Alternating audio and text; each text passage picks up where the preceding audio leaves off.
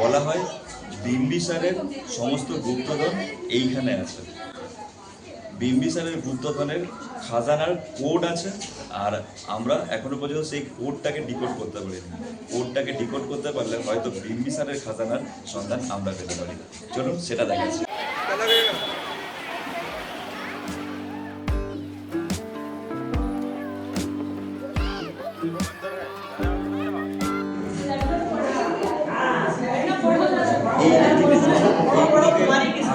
করে ভাঙা হয়েছে, আর এই পাশে তৈরি করা হচ্ছে, এখানে কিছু করা আছে।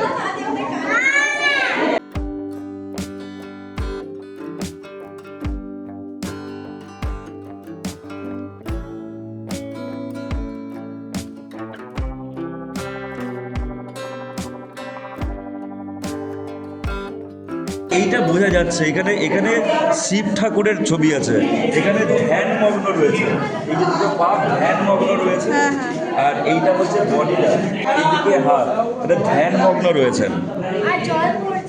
এখন নন্দী, এই যে নন্দীর